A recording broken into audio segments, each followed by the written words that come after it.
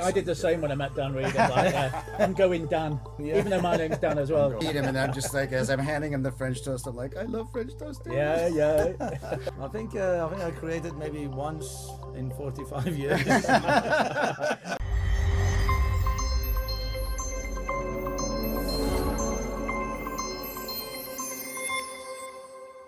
Welcome to Info Matters Podcast. It's season 2, we know that. Adler, you're back again. Episode 18. Episode 18. There you go. I've got that my was look. the voice of God. That's the voice of God, and you don't know who that is yet, but you will do.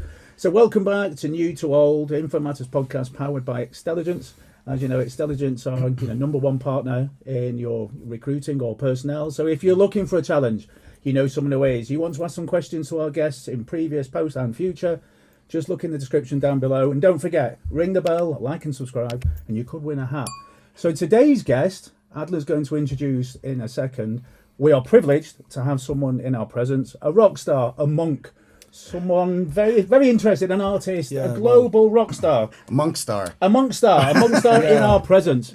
And it's a pleasure to welcome this person. I'm going to, Adler, you do the honours. Thank you for that intro. I think this was the best that you did without, any failure. That was pretty good, wasn't it? So, and I, just like Danny said, today we are having the pleasure of having one of the amazing, one of the most exciting guests that I've been on the show.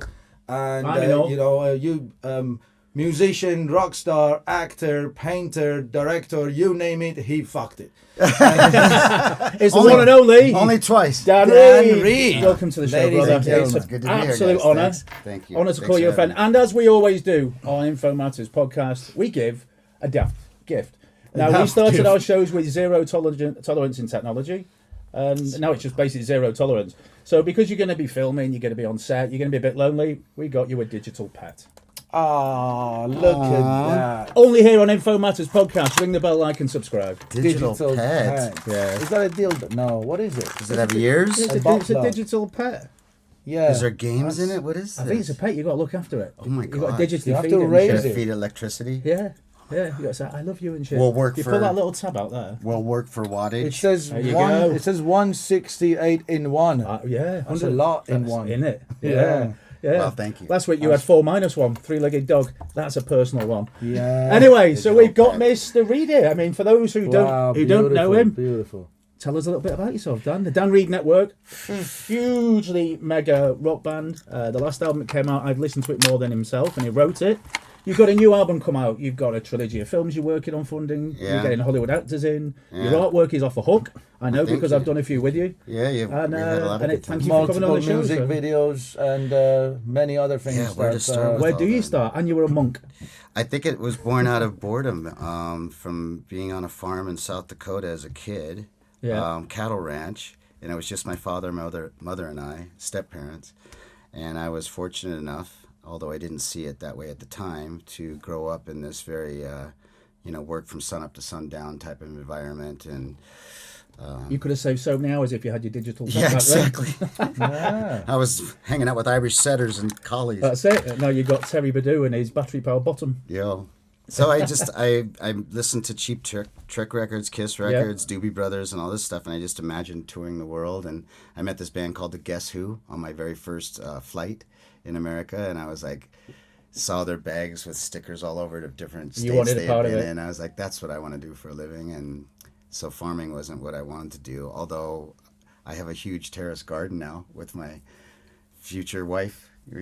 That's it, brother. So back to gardening again in a way. So what age did you start your music with the Dan Reed Network? When did that go? Because you had a lot of long hair. Yeah, I've got one of your vinyls. I've seen you. I was really into martial arts first, like Bruce Lee movies and stuff. 11, 10 years old, started going to karate classes. And then we had an option to have a Japanese foreign exchange student come over from Tokyo to live with us for a year. Uh-huh. And I was like, I had no brothers or sisters. I was like, I'll kick his ass. No, it was more like... Now you've got a second Japanese exchange student. Yeah.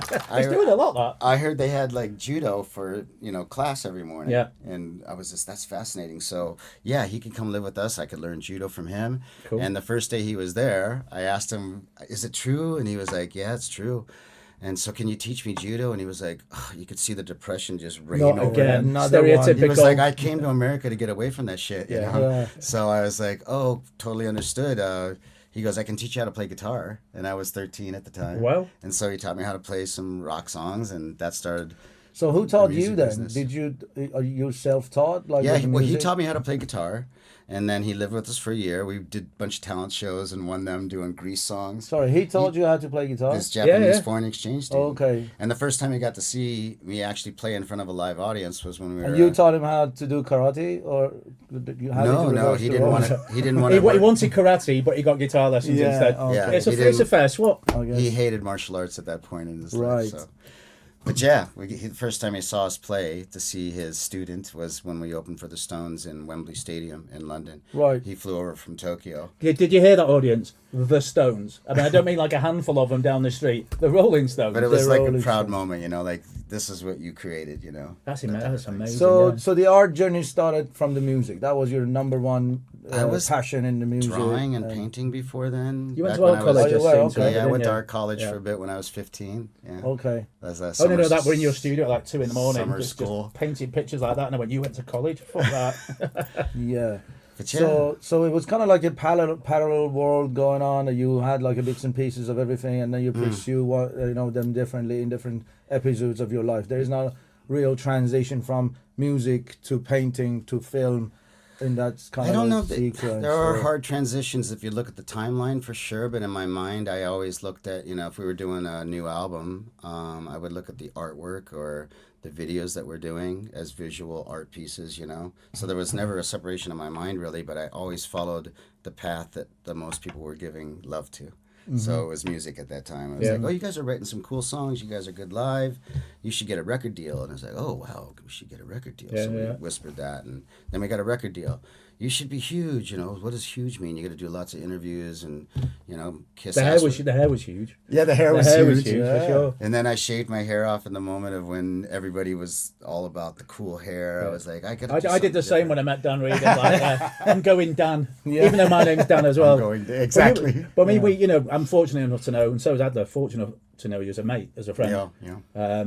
Shared music with you, shared art with you. Yeah. Just in all. Many late nights too. Many late nights, Yeah. Many, and he makes himself sick when he's drunk, which is it's a very good tactic. Yeah, if you throw up, you can drink some more. Yeah, but when we met, it was it's very much your music, and then COVID popped along, and that's really when you pulled the artwork ticket out the bag again, isn't it? Yeah, because the lockdowns, I couldn't play shows anymore, and I was just bored and really wanted to paint and do something creative, and thankfully people wanted to buy them. Boy, so. did you do And that was the first time you went commercial with your painting? Yeah, I did some paintings for a crowdfunding album once, about 8-9 years ago. Did 4 or 5 paintings, and people bought them for the crowdfunding of the album.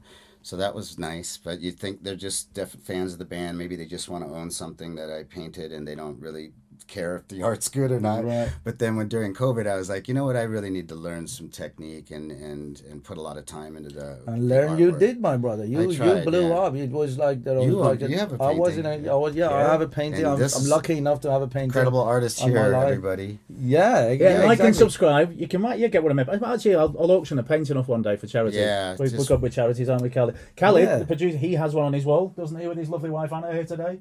Has one of my artworks on there. I hope it's still there. Things like that. Callie What, probably- that? Callie I have it on my wall. You've got one at yours. Callie- Callie studio. probably sold it. He's pitching it off. I need to fund this show. Yeah, exactly. And there's so much we've got to talk about in a short period of time. But again, a bit brief. We were talking last week, and unfortunately we didn't get to do the show then because you were off doing Zoom calls with Hollywood, and we're going to talk your new film. But one thing that interests me, you've got the nightclub. When you're, and I don't see you as a nightclub guy because Yeah. I know you and you're just this gorgeous, placid, great guy. Tell us a bit about the nightclub bit, and then you went to be a monk, or you went to a monastery. I don't think you were a monk. No, yeah, but the club days were more about, I was a rock musician from Portland, Oregon, who toured, did these bigger tours, and so I wouldn't say I was a star in my hometown, but definitely known. Is a star. And so I starting a club with some partners Yep. made sense that, people might come check it out at least, and if we give them a good experience. So there was a lot of influences from different people from the rave scene, from the rock scene. Oh, wow. And, because I was going to raves then, and I was like, this electronic music is like the future, and this is a really cool thing. DJs are the new rock stars, and then the producers of those records are the true rock stars, in my opinion, who get no credit. It's mostly the DJs that get the credit. But that's okay. It's like Frank Sinatra singing everybody else's songs. He's the conduit. Elvis was singing everybody else's songs. Michael Bublé just sings Christmas songs, and he's famous. And he's famous. Sorry, Michael, if you're Michael Bublé. Michael Bublé. Bublé. Yeah. So the club experience made sense because I wanted to try to do something where we had rock bands or hip hop bands, live PAs, electronic bands that are doing it live. From like 9 to midnight, and then DJs would take over from midnight to 4 a.m. And so kind of have this cross-pollination between the rock crowd, hip-hop crowd, and the rave crowd. And it worked so well that we became like the most popular club in the city for 3 years. And then there was a lot of other clubs that started copying that format.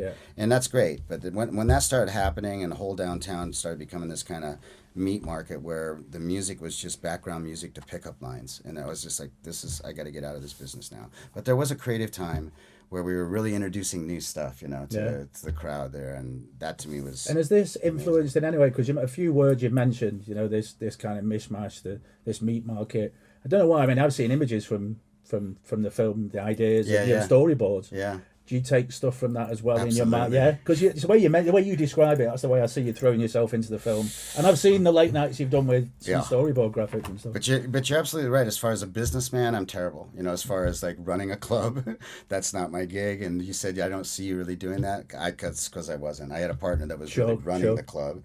I would be the kind of mascot and make sure everybody felt welcome and having a great time. I couldn't mix a drink to save your life.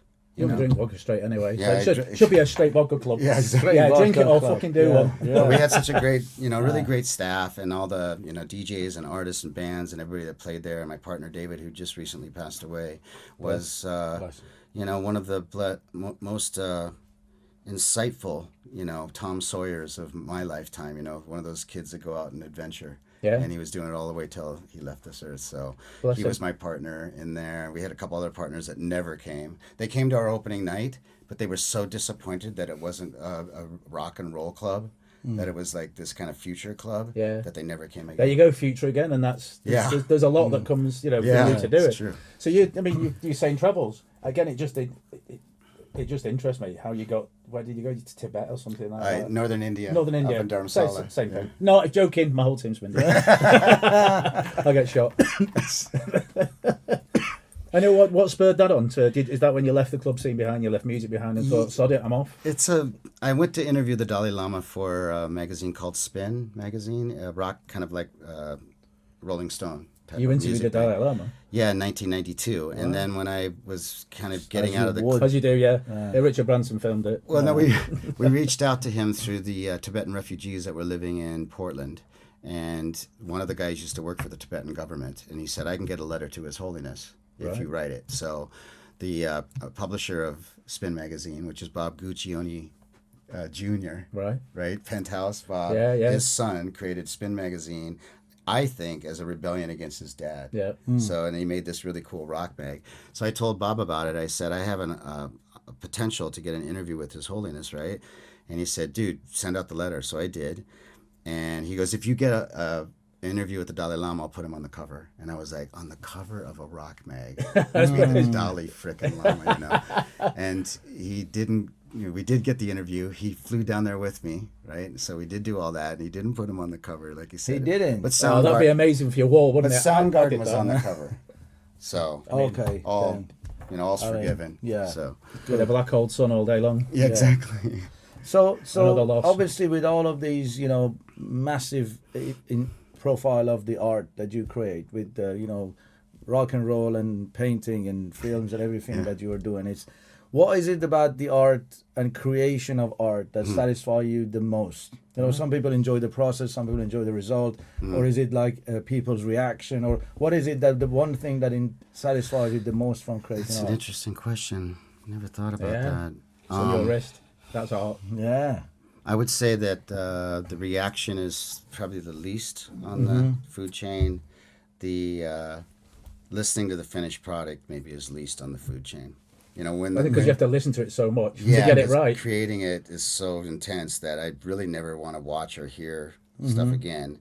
But I do like people to see it, to see if it does the same emotional effect to them that it did to me when I was creating it.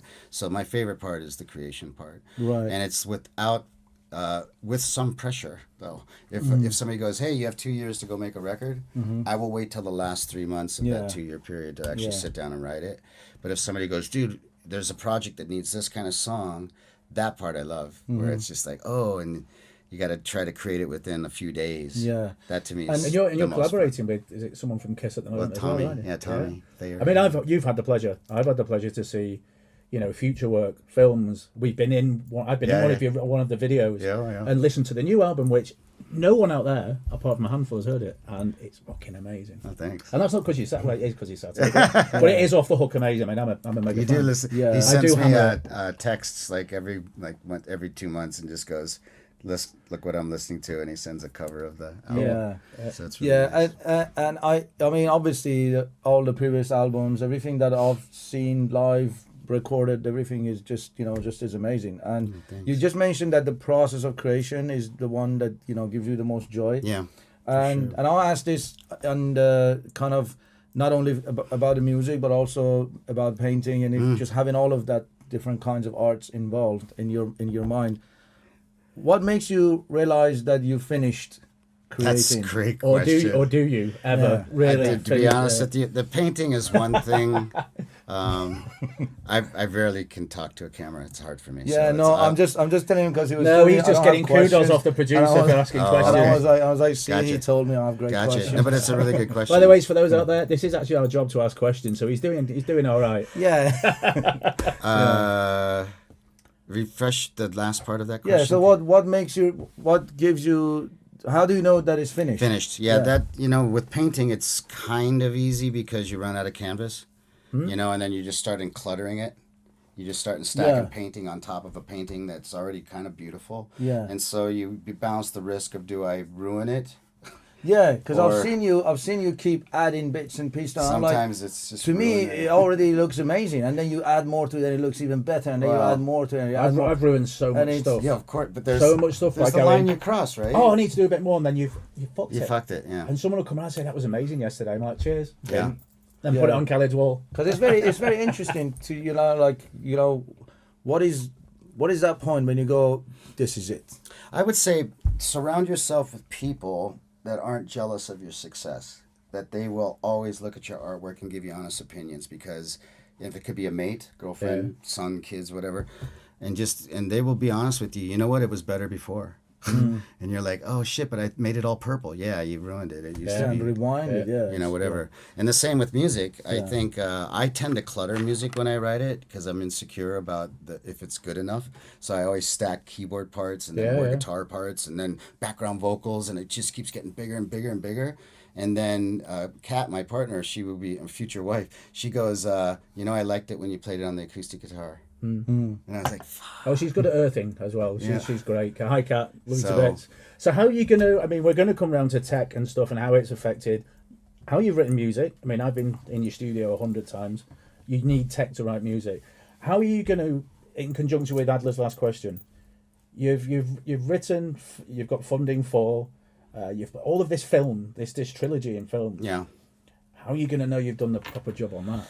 Because this is big. If you want to tell us all a bit more about. Yeah, during COVID, not was I just painting, but I started writing scripts again, which I did about in the late 90s, like 95 to 2000, and then the club took over my life. But before that, I was writing a lot of scripts. I co-produced a feature film that I acted in, so I didn't direct it because I thought it was too many hats to wear. But I was really into the art form of, I always loved photography, so there's composition in film. There is acting, theater, there's music, there's costume design. Oftentimes there could be dance involved, all kinds of artwork on the walls, how the room looks and is painted. Every art form is condensed into a 90-minute or 2-hour thingy, right, or a television series or what have you. it's the most challenging art form you can do in these times right now. I think AI is going to change that a little bit, but and it's constantly moving. It's not like a still picture that you capture it and it's perfect and it's there. It's constant and you don't motion. need humans as much anymore. And there's 200 painters working on it. You know, so like you got to trust your production designer and the sound tech and costume designer and the actors if you cast it right. My favorite thing about Clint Eastwood, he says he doesn't rehearse the actors because if you cast them right, they know how to do the job. Take one. That's great. Yeah. You know, yeah. And he rarely gives the actors a second take. Like Morgan Freeman complains about it when he works with Clint Eastwood. He says, "Rarely do I get a second take." And he goes, "Why? You want to waste everybody's time?" Yeah, it's fair. Yeah, that's how it should be, really. Right? Isn't it? I mean, there's just been a series in the UK came out called Adolescence that you probably heard about. I've heard about it. Yeah. And it's done in something called one shot. Yeah. Now, I mean, it's clever the way it's done, very clever. But I just think that means you've got to rehearse all your lines in one go. Yeah, you do. Yeah. Or they have really creative ways the camera goes behind the computer screen and comes up. You know what I mean? So you have a cut point here. Right. Okay. So it does give you that moment. I mean, the camera continues to roll, but it's not always on you. It goes behind. You're not always in the scene. Gotcha. Yeah. It goes around a person's head or their back. It's very well done. I mean, you get that feeling. To be honest, I just watched it a couple of days ago, and I had to pay attention to realize that it's one take. Like if you don't know it, you don't even realize that it. means they did their job. It's done really well. Yeah, and for me, it was even distracting from the story to follow the camera to make sure. I was like, is it really one take? And I'm like going with the camera, and I'm like, I don't even know what happens in the story because I'm following the camera. 1917 did that. Remember the war movie? That was a one shot. 1917, oh yeah. And then the original was Alfred Hitchcock with Rope. Ah. It was all one shot. Is it? Okay. Jimmy Stewart. Stewart, yeah. Right, yeah. Fantastic one shot movie. Yeah, that same director did the kitchen film. I don't know what it's called, the name of it. With the same actor, that Stephen. He did the kitchen film. Yeah, Stephen Stephen Graham is a chef, and it's all in that kitchen, and it's all in the whole movie is in one shot. Yeah, that's. I think it's called. I don't know. Like he's done a lot of good stuff, hasn't he? And 1,000 Blows. Anyway, back to your films. Yes. You've been writing it for years and years. 4 years. We started it 4 years ago. You're going to direct it. Yeah, so far so good. I'm directing. He wants extras. So you want to maybe talk a little bit about the upcoming project? Well, I can't talk about the casting stuff right now, but we're getting in the zone where one of my favorites that when I was writing the script is now on board. Some of the actors that I grew up being big fans of, we're working toward right now. Shooting it in Sofia, Bulgaria. Mm-hmm. Killer soundtrack. Takes place in the year 2084, so it's kind of a statement on Orwell's 1984. But what's the world like 100 years later? Guess what? It's kind of the same. But it's worse in some ways, but it's more organic and it looks more fun. So what genre we're talking about? Is it like a sci-fi dystopian? Or I would say it's a dystopian thriller. Okay.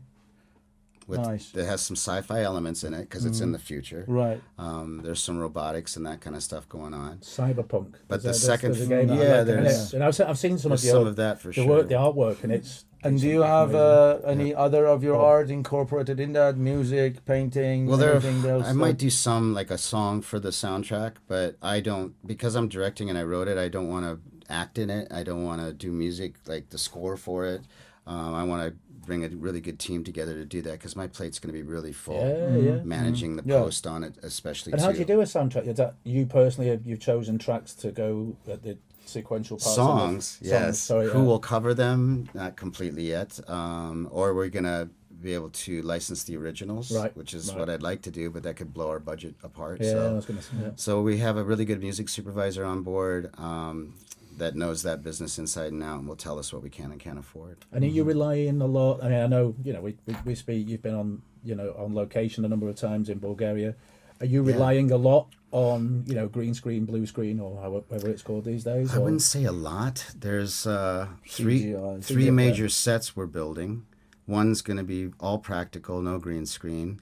One is going to be maybe the video wall, like the volume that they use in The Mandalorian, like the big video screen. Yeah. And then you have props like this would be in the room and the floor is real. But everything else back there. And that's the one main location that'll be a lot of VFX involved. Yeah.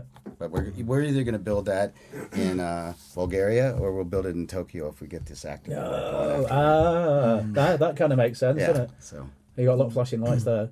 And you mentioned that it's also a trilogy, so this is just the first piece that is just happening in Bulgaria and then the rest might be different. Yeah, because everything, our heroes are spit out of the city in the movie at the end of the first film, so none of it would take place in that backlot in Bulgaria where we're filming in the second film.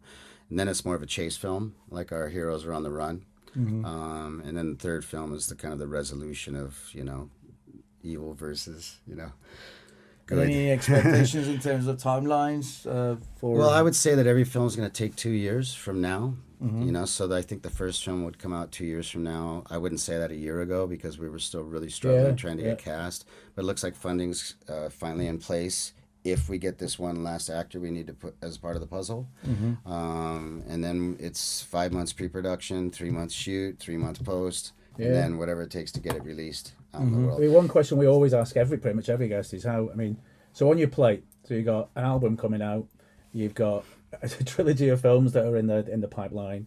You're constantly doing commissioned artwork for your horde of fans.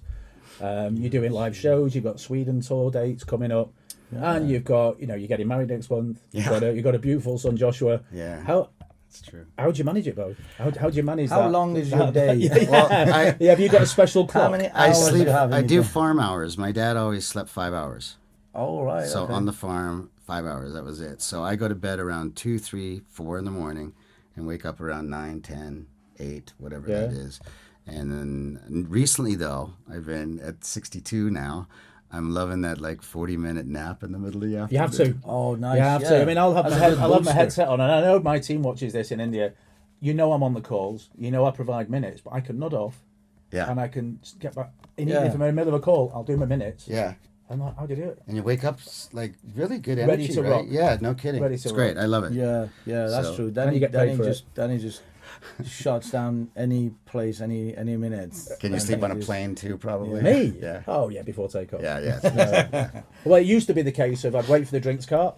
If it's a long haul, I'll stay awake for a while. Stock up and then boom, I'm done. And I'll wake up as soon as the plane's I call that time travel. Well, it is, isn't it? It's like that was a short trip. Yeah, exactly. I love it. Can't get any better. It's great. So speaking of habits and sleeping, and we were just talking about it outside that you're always in this chill Zen mode. So do you have any daily routine that puts you in a creative mode? I used to do all the meditations and that stuff, and then that's been taken over by work. So son cooking he likes French toast in the morning. Right. Who doesn't? Yeah, exactly. And you know what? I love French toast. I know you got to feed your pet as well. But I know I love him dearly because when I make French toast, I only make it for him. Right. Yeah. Because I don't want to clean up the plate. It's 2 eggs instead of 1. It's the big pan. Yeah. More butter. I just take care of the kid and feed him, and I'm just as I'm handing him the French toast, I'm like, I love French toast. Too. Yeah. 6 more years to go. He's 18. So do you have then, let's say, non-creative days that you just absolutely you just feel like I was going to say you must have a shutdown. Yeah, I think that happens once a month. I'll have a day right where I just reset and just watch movies. Once a month you don't create. One day a month, yeah. But that's a lot to me. 12 days out of the year, that's crazy. I think I created maybe once in 45 years. And your mum and dad did that. Yeah, and it's still on my mum's fridge, I mean, I've noticed. I'm nothing like yourself, but love playing guitar, loved painting, the creative side of things. Yeah. You walk down the road, see a bus stop with something on a billboard, and I'll see it. And then my head will change it all around. I'm like, right, I want to go home and either write a song about that or do that. It's not been the case just been too busy. Work's kind of overriding it. But, literally walk past Mango Bazaar and just see a window display and go, that's cool. I'm going to change it. I'm going to, do it in this way. And now when you just take, you take inspiration just from walking around in life. That's a really amazing planet. That's what I was going to ask. That what gives you inspiration? What are where do your ideas come from? I think deep down, I believe the human race is going to make it. We're going to survive, and so in order to we're gone, don't matter. But in order to do that, we're going to have to find a better balance than what we've achieved so far, I think. But I don't subscribe to the far left thing of just like, Greta Thunberg, so stop oil. It's like it's got to be gradual, however we get there. And my hope is that we're really progressing to become this enlightened alien species 10,000 years from now. Yeah. Something like that. Pretty karma. That's what we right? need. But in order to get past the hump of where we're all still fighting over religion and bullshit, that it's going to take some work to get there. And so I think where I get my creativity from is trying to make art, whether it's a painting or a song or a story, a script or whatever, that makes people just consider it. Consider the predicament we're in, and consider. I mean, you do have it in your fighting for. You do have it in your songs, but you put it in a way that you're not preaching. I hope not. I mean, you're not. I tell you, you're getting your point across, and that's why it's a Pretty Karma. It's a song on the last album which is just amazing, and it starts with "Stop the Madness," and then the song just eases you into just amazing rock and roll. But I listen. I mean, I know the words off by heart. You listen to them, and you need that in life. And I've started, instead of listening to music a lot, I'm listening to podcasts. Yeah. I even listen to this sometimes, but because I want interesting podcasts about life, about social sciences, about physics, about things that are generally blow your mind and make you realise that we're just this tiny speck and we don't know why. And that interests me. Yeah. I'm not interested in watching news and go, look, there's another war, there's this and that. Gods are fighting. If you understood your religion, you wouldn't fight. There wouldn't be wars. There wouldn't be this. So you've all got it fucked up. So listen to Let's Hear It for the King. Let's hear it for the king. Let's hear it for the king. There you go. And the story of that is about a janitor. The king in the story is the guy who's cleaning the toilets at the high school that everybody fucking spits on. So he's the king. Yeah, working class king. Yeah.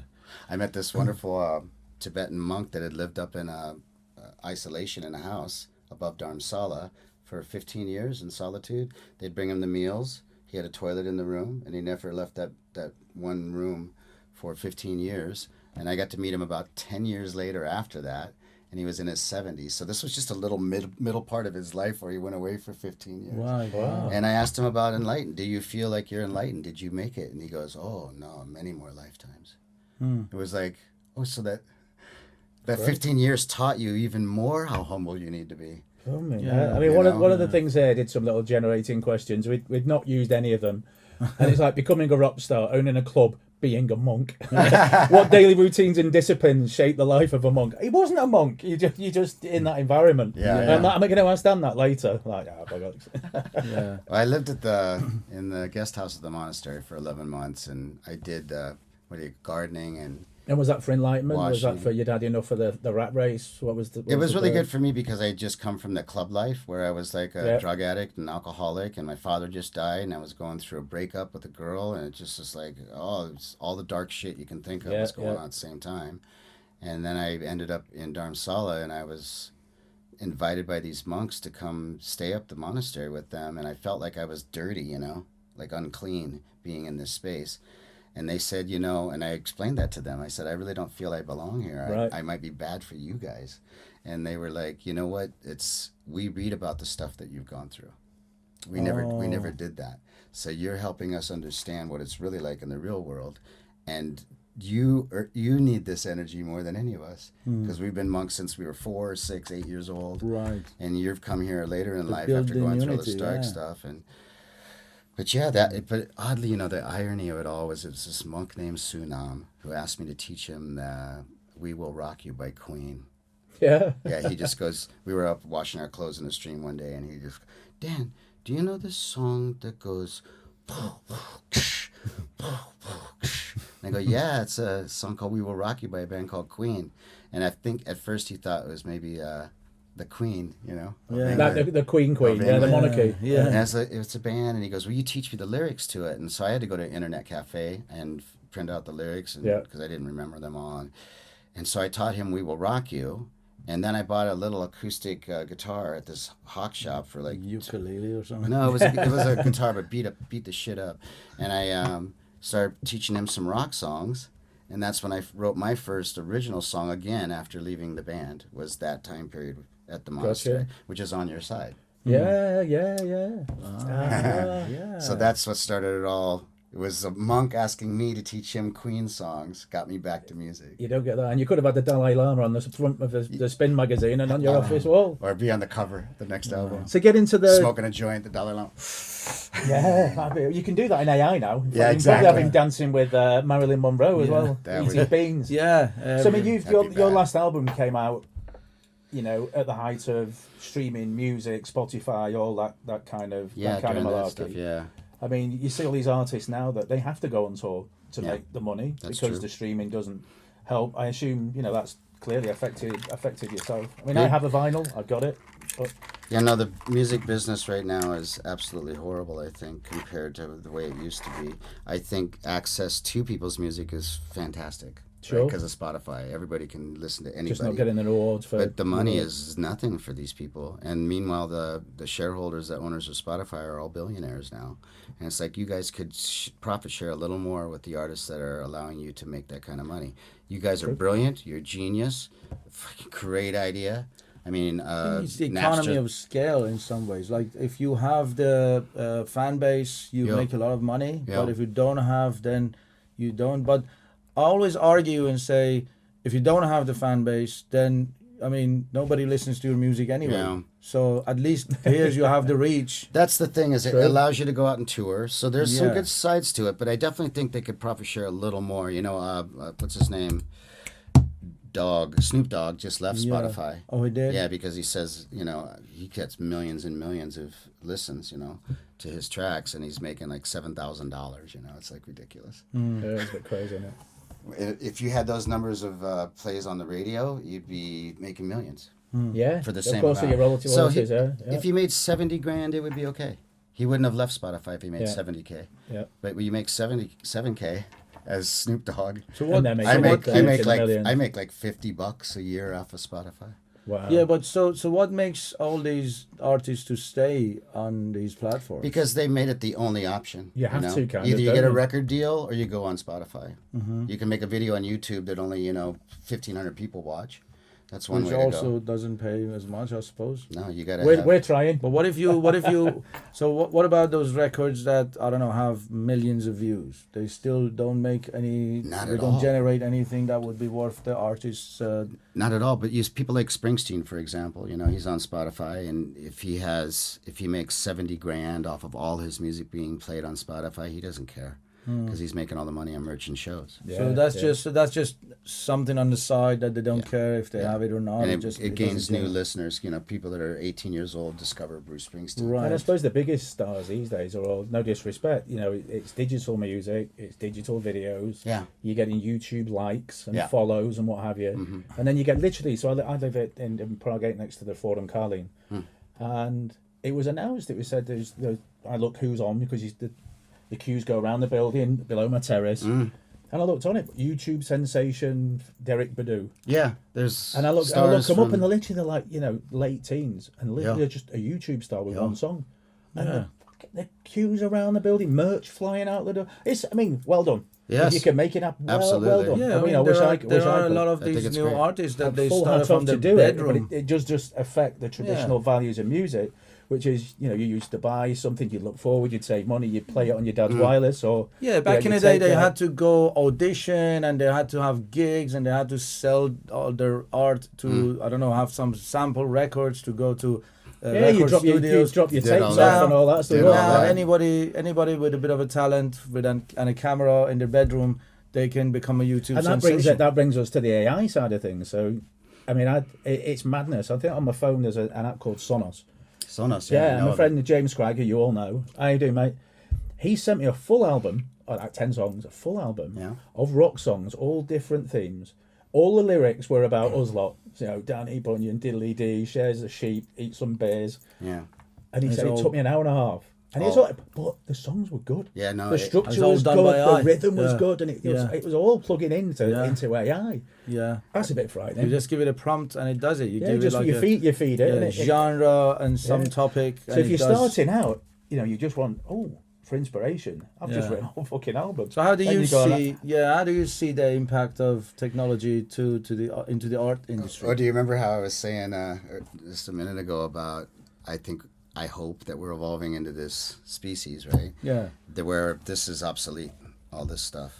The phones. So everything's obsolete at 10,000 years from now, right? So you mean we need to have a technology wipe out? Well, AI to is our become better training people. wheels. It's our training wheels to let go of, possessionship of creativity, in my opinion. Because all the AI knows every artist, right? And when you say, make an abstract painting of some lilies in a field, a la whatever painter, Monet, it'll fucking spit out a painting that looks Monet. Yeah. Or you can sit there and learn how to do the brush strokes of Monet. Yeah. You can do that physically, and that's still valid, right? But how much do we farm anymore? Human beings don't farm so much anymore because technology brought us into the cities, and now AI is going to condense that even more to where we start using our alien minds more, right? Yeah, and with 3D print meats and everything. Yeah, now. 3D printing, you could just... It is mental. We basically can 3D print. Yeah, love. I can't be bothered having sex tonight, but you can go 3D print yourself. Yeah. 3D. By the way, this is a shout out to Helena. Love you to bits. I said I'd say everything to Dan, so she's going to watch this one show. But 3D printing sex, can't be bothered. Go print it. Well, you see how they're doing the robots now. That's coming. In the past, you just ring your neighbour's bell and go, I'm bored of her. Do you want to go for an hour? I have a friend that goes, let me know when it's another 50K. Yeah. I'm kidding. Yeah. And they'll have male versions for the women too. Yeah. Or for the gay guys. LGB 1H Have a blast. P9. Yeah, exactly. A trans robot. Yeah. That's the chat LGBT, isn't it? Yeah. Chat LGBT. Chat LGBTQ+. No, I don't know where to go with that anymore. Now you really push the boat out. Imagine that algorithm, it's going, fuck off. Yeah. No. What happened? Yeah. Chat LGBT. That's a good one, yeah. Version 12. Yeah. And Did you say version 12 yeah, or version 12? And there's a premium you pay extra for, for Which the is Q+. good For the Q+. Yeah. But having experienced, the both sides of the analog side of the art industry and now the digital side of art industry, let's say if you could change one thing in the art industry, where we are now, based on your experience, what would that be? I guess it'd have to be two-pronged. I would like for people that are hardcore old school to open their mind a little bit to using these as the new paintbrush. Right, because remember, cameras must have fucked painters.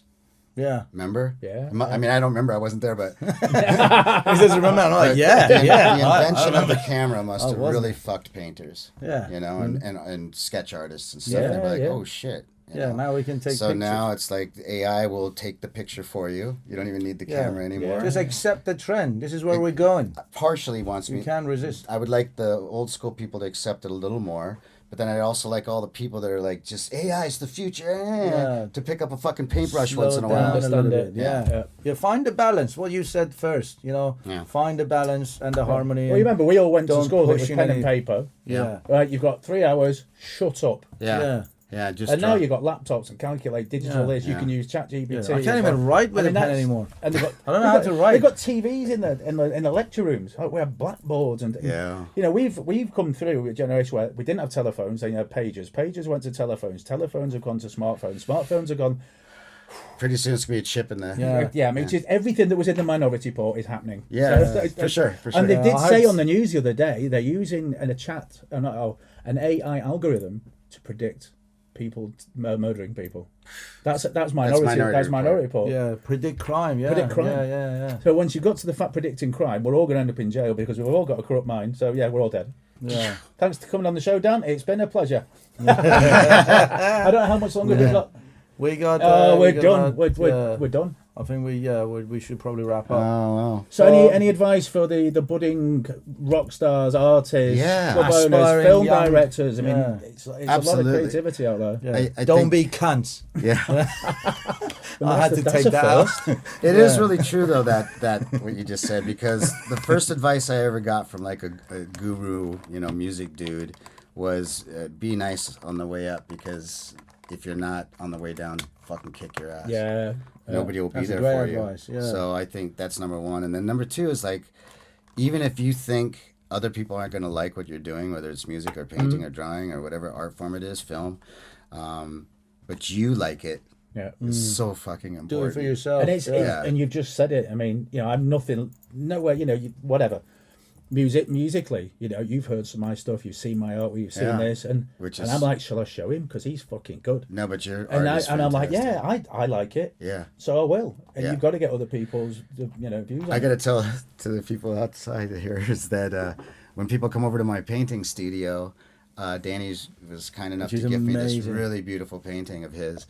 And they always comment on that painting, not my work. They always go, "When did you do this piece?" And I go, "I did it." That's my friend Danny. Lovely brother. It's true. And on that note, again, thank you. Like, subscribe if you like this show. If you've got any questions for Dan, please just send us an email to email at infomatterspodcast.com. All the details of Dan, the Dan Reed Network, his art sites, his.